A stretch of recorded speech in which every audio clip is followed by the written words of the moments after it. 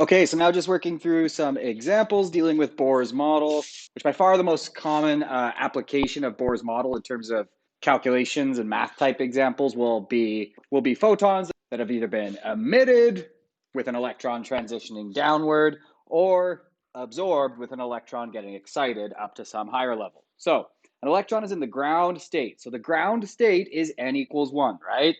The lowest energy state. A photon of that frequency is incident upon the atom. Explain in words and with physics principles how will you determine if the photon will be absorbed or reflected. Now we know a photon will be completely absorbed, right? To see this excitation, a photon that comes in will need to be completely absorbed, which means it will need to have the exact energy that represents a difference between where the electron is now and one of the places it could end up. If not, the photon will continue to pass through, and if our eye is over here, it won't see that line missing in the absorption spectrum. If it does have that exact energy, then that wavelength will be missing. So in words, what will we do? And then if the energy of the photon is a perfect match for the difference in energy between the state where it is now and any of the other states, then the photon will be absorbed. Okay. If not, it's reflected. And for a physics principle, we could say that it's conservation of energy, right? The photon is destroyed. The photon was pure energy. So, what just happened? Oh, right. The electron gained some energy by moving to an excited level. Okay, determine the level, not the state that the electron will be raised to. So really all that's just saying is determine the n, right? It's always kind of safe to find n. I would recommend finding n first and then interpret it later. So, okay, I got n equals 2, so that's the first excited state. Right? I got n equals 1, so that's the ground level. So let's see, we just wrote out what we'll do. Let's do it. So just following exactly the steps we said we would, we got to figure out how much energy this incoming photon has. Okay, that many joules, be careful, right? Our energy levels are given in electron volts. So just convert really quick. So I got that it was 108.9 electron volts. Let's try and figure out. So let's see if that matches any transitions. So from n equals 1 to n equals 2 would be the difference between, well, those, right? So okay, so the photon doesn't have that amount of energy. It has more than that. That doesn't mean it's going to go above 2. It very well could mean nothing happens, right? Photon is not absorbed. But let's check this one. So this one will be the difference between 1 and 3, right? Okay, so a slight rounding error is okay, right? 108.9 and 108.8, that is safe. So here, actually, technically, this should have been 109 anyway, because we used Planck's constant, which is 3 sig digs. So that would have rounded to 109, and this would have rounded to 109. So we're safe here. That is definitely yes. It will be absorbed, and it will be excited to the n equals 3 level. Any pop quiz, what's another name for that? Well, it's here, I guess, but you have the ground. First excited, n equals 3 is your second excited state. Okay, use these two energy level diagrams to answer the next 4 questions. So an electron in a mercury atom transitions from energy level F to energy level B. So let's take a look here. Mercury goes from F to B. Okay, so an electron goes from F down to B. And it asks, was a photon absorbed or emitted? Well, photons are pure energy, right? So if it's absorbing a photon, it's gaining energy. If it's emitting a photon, the electron's losing that energy, right? So this electron has gone to a lower energy level, right? You can think of it a lot like gravitational potential energy. Lower has less potential energy. So what did this thing do? It must have emitted a photon. That's how it lost the energy to make the quantum leap down to level B. Okay, determine the frequency and wavelength of the photon. So now we've actually got to figure out, great, it lost that energy. what photon would it need to emit to lose that much energy? So to answer that, we need to say, well, how much energy did it actually lose? So it started at 2.68. That's how much energy would be needed to ionize it from there. Remember, that's a smaller number because it represents the energy left to go to get ionized, right? That's why way up here at technically the highest energy level, the energy level is 0 because you've given it all the energy it needs to actually be removed. That's our change in E. It's just calculated here. It's easier to do. So it had to lose 3.06 electron volts of energy, and it did that by emitting a photon. The photon have to have that much energy, right? So we know the energy of the photon. Now it wants us to get the frequency and the wavelength associated with that energy. So let's just do them like this. Actually, just going to convert this to joules so I don't have to do it twice in the calculation.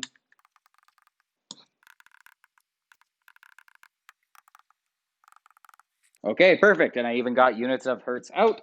Now, I could always use the universal wave equation, right? Still applies. But again, we calculated the frequency. Why risk that frequency being wrong and getting the wrong wavelength? Let's just use the numbers that were most directly given to us. We did minimal calculations to get. And I got 4.06 times 10 to the negative 7 meters, or 406 nanometers, right? That's smack dab in the range where we should really know by now, right? That is definitely visible, 300-ish to 700-ish. Visible, probably pretty violet, maybe a tinge of blue. Okay, now it's saying determine the quantity of energy that would be required to ionize a mercury atom if its electrons are already excited to energy level F. Do we need to do any math here? Not if we understand what these mean, right? These are literally defined as the energies needed to ionize. So it's 2.68 electron volts. That's what that number means, right? That's why at ionization, you see the energy left to go to get it ionized is 0. So a gas is used to produce bright line spectra, and then is also used to produce dark line spectra. The bright and dark lines are observed at the same wavelengths. Okay. Nothing surprising there. That's what should happen. We'd be worried if that didn't happen, right? So describe experimental setups that could result in the production of the dark and bright line spectra. Let's just start with dark. To get a dark line spectrum, an absorption spectrum, what do you need? Well, it's in the name. You need light to be absorbed, specific wavelengths to be absorbed. A cold gas will do that if you put a light source behind it, right? Then the cold gas can absorb those photons and they won't get through to you. And I guess I should specify, it's not just any light source, right? It should be a white light source because you need all of those wavelengths to be represented in order for the specific ones you need to be blocked.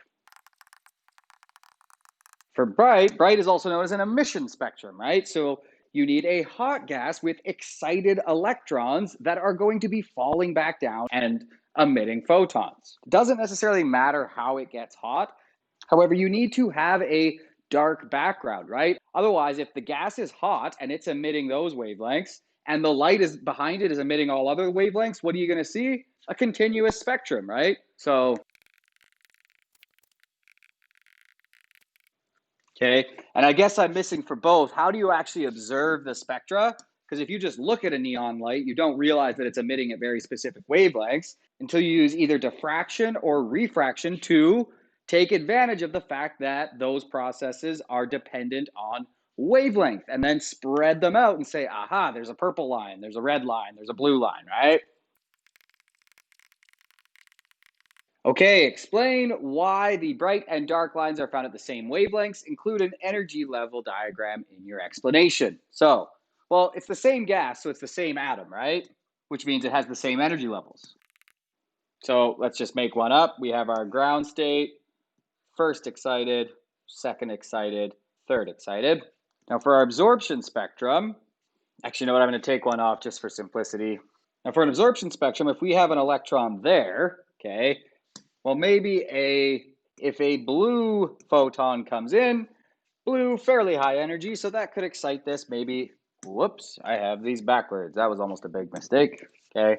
So if a blue photon comes in, it could excite this maybe up to the second excited state or the third level. Maybe if a green one comes in, slightly less energy, so it can only excite that one up to the second level or the first excited state. Longer wavelength. I should have drawn it with a longer wavelength. Red one, even lower energy. It can maybe excite an electron. That one can handle 2 to 3, but it can't do 1 to anything, let's say. So now imagine you have a light source over here, right?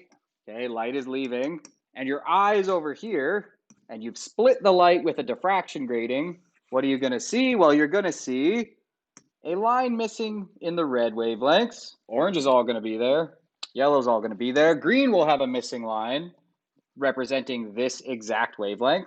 So will blue. Violet might be okay unless maybe the n equals 4 one does that, but we didn't draw that, so let's not worry about it.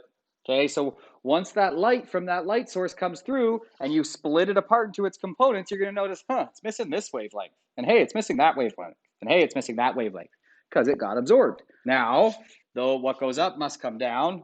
So if you have an electron up here and it jumps straight down to 1, right? We already know, that's the energy associated with a low wavelength blue light. As it does that, it radiates out. So it emits a blue photon. But maybe one goes from 3, stops at 2, and we know that's a pretty low energy level. We know that's associated with red wavelengths. Later, maybe it's the same electron, but you also see transitions from there to there. Now you got to remember, if it's possible for an atom, when it's excited, to emit these photons, it will. You might be saying to yourself, well, what if no electrons end up taking one of these pathways? Remember, billions and billions of atoms in just a tiny amount. The head of a needle contains about, I think it's like, contains about 10 trillion atoms or something like that, okay? It'll happen. If it can happen, the odds are just too big. It will happen. So now if your eye's over here and there's no light source, right? And I really should have drawn a prism over here as well, right? So that it can bend the light. And if we take a prism and we observe what we see, well, there's no light source behind it, right? We said it has to kind of be a dark for an emission spectrum. So there's no light source behind it. So most of this is going to be dark. However, some very specific energy levels are going to get through. We know that there's a very specific red wavelength that is going to get through, right? We know that there's a very specific green wavelength that's going to get through. I haven't really drawn it well here to actually represent the order I drew, but oh well. Okay, and we know a very blue wavelength. So since they're the same atom, they absorb the same photons that they will later emit. Because their energy levels are put together the same. So the differences between energy levels are the same. And the way they transverse between energy levels is with a photon, right? So of course, the same photons must be emitted that will be absorbed. And a student observes the following emission spectrum of a hypothetical LB atom through a digital camera. Okay, the student hypothesizes that the 3 emission lines shown above correspond to an atom with 3 energy levels, N1, N2, and N3. I agree reasonably with that student. At least to have 3 separate lines, as we just saw, you need 3 energy levels, right? In fact, that's exactly what 3 different energy levels will produce, is 3 photons, or absorb 3 photons. Okay, so correspond to an atom with 3 energy levels, N1, N2, and N3. So which one represents a transition from N3 to N1, which one N3 to N2, and which one N2 to N1? So what are we really ranking here?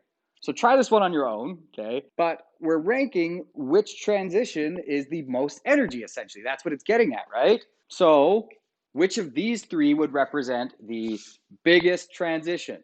Well, the biggest change in energy levels, right? 3 to 1, that's got to be it. So, right? Then we're left to decide between 3 and 2 and 2 and 1.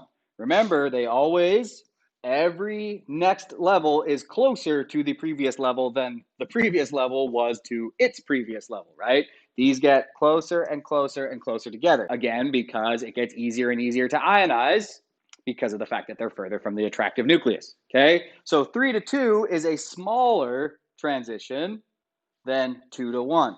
So, and therefore, this is the least.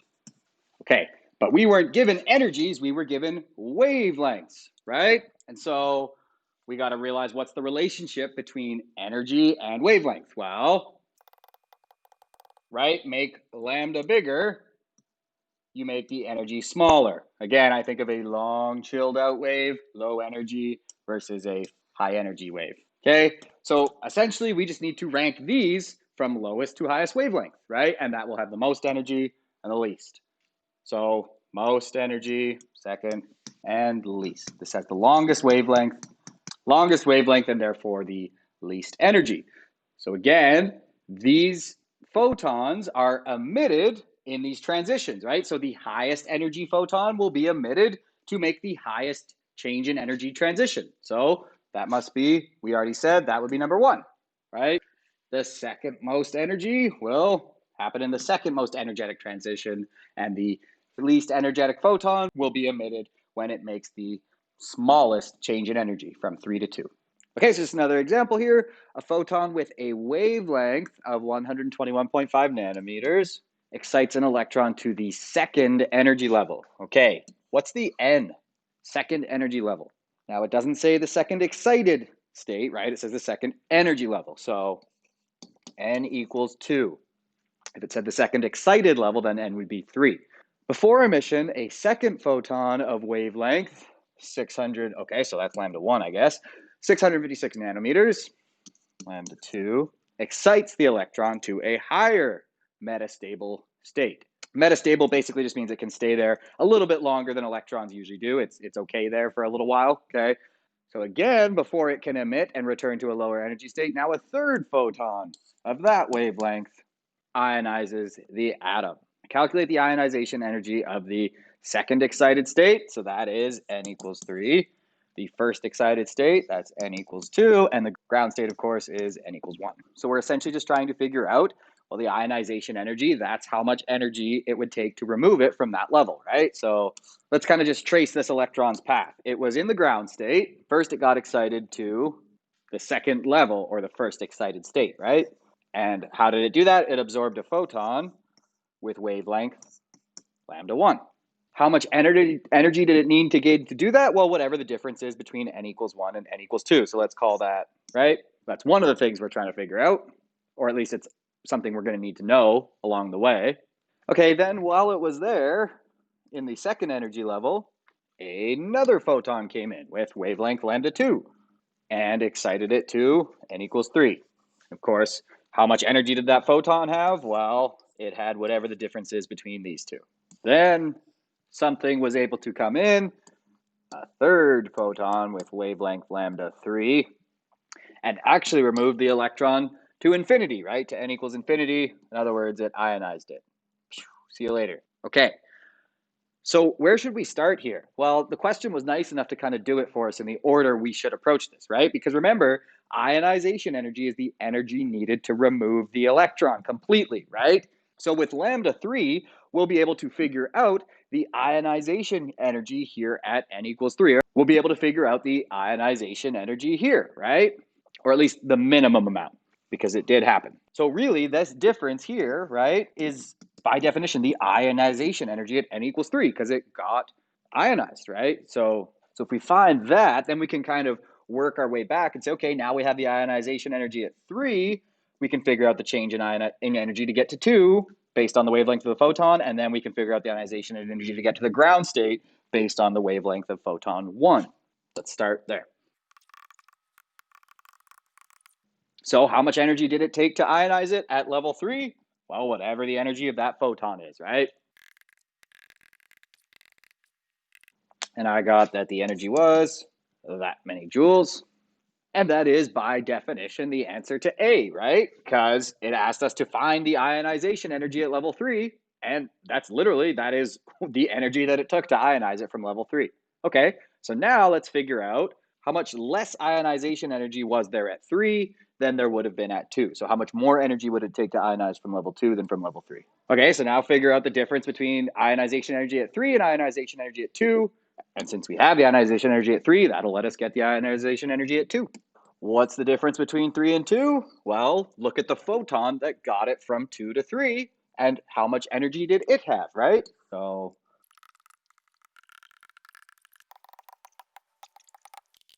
the difference from 2 to 3 is that many joules. Now be careful, that is not the ionization energy at 2.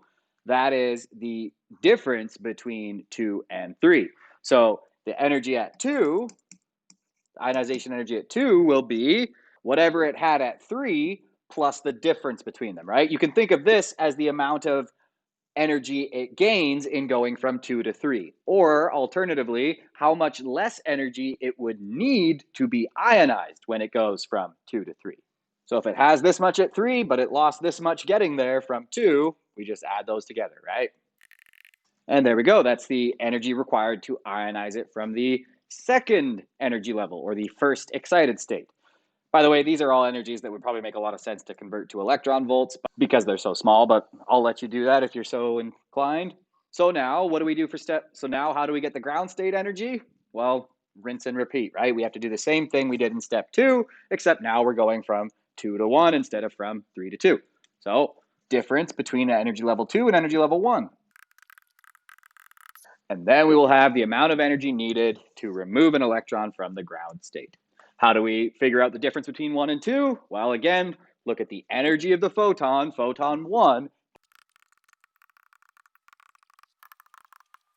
Okay, a much bigger change in energy, which is good, right? Be checking along the way with your math that it checks out with the physics you know. We know the biggest single energy level jump is represented by from n equals 1 to n equals 2, so that's good. We should be getting that these energy jumps are getting bigger as we go down in the energy levels.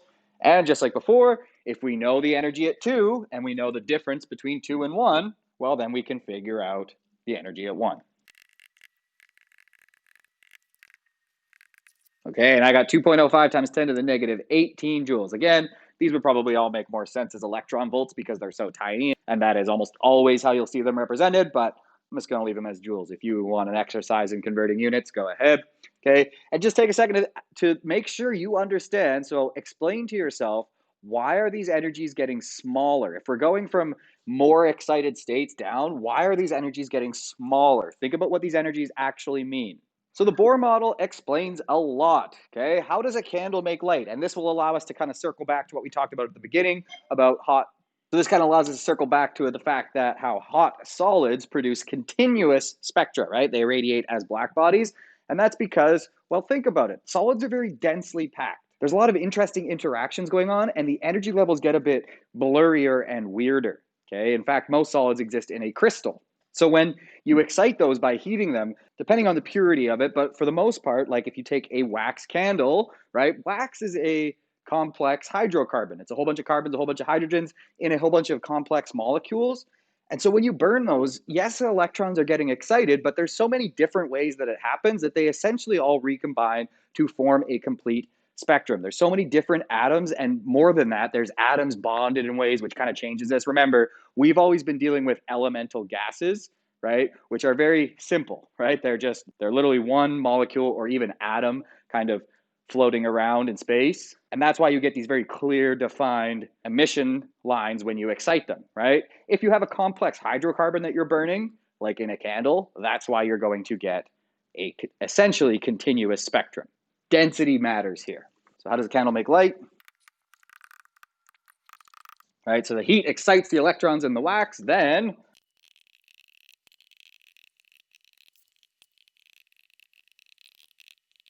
okay, so that is a bit of a simplification of what's happening, but when something is radiating as a black body, remember, a black body is a hypothetical object, right? Many things approximate black bodies, but there's actually no such thing as a true black body. Okay, Aurora Borealis and Aurora Australis, the northern and southern lights. So yes, Bohr's model explains this. So first of all, why light? Why is light produced?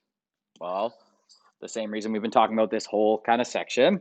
What basically causes the northern lights is you have the sun, you have the earth, and the sun is kind of constantly spitting out charged particles. It's actually called the solar wind. Those charged particles would completely carry away our atmosphere. It's actually what happened to Mars. It's why Mars doesn't have an atmosphere anymore. Except we are very lucky that our liquid core is made of iron, and we know that iron is ferromagnetic. It's the namesake of ferromagnetic. And so that moving iron induces a magnetic field. Lucky us.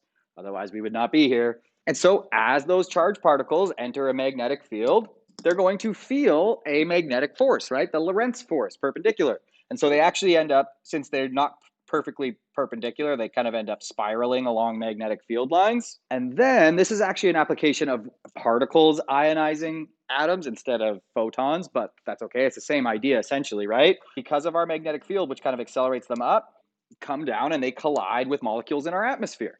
So, and those gases in our atmosphere are, well, made of atoms, obviously, right? So when these charged particles collide with those molecules in our atmosphere, they excite electrons. And then what has to happen? What goes up must come down, right?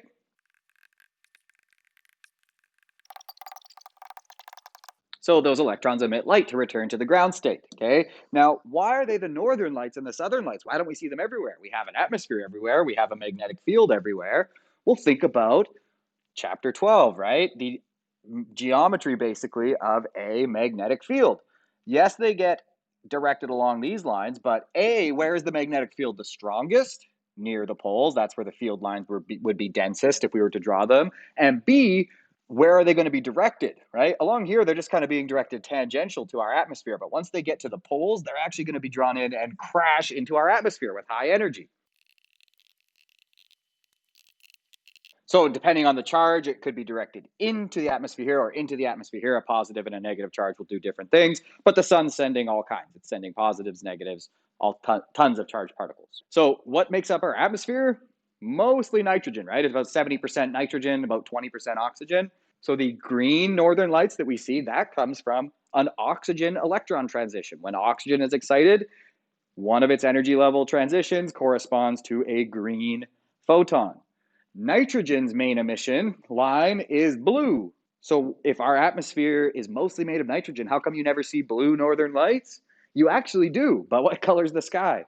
It's blue, right? It's a deep blue too. Nitrogen's emission line is like a deep royal blue, which is exactly the color of the sky at nighttime. So realistically, it is there. It's just very hard to see. Okay, so that's what causes the northern lights. All right, that wraps up topic 3 entirely, including the examples. Looking for practice with this? Check out the topic 3 practice assignment that's in the Google Classroom or agenda.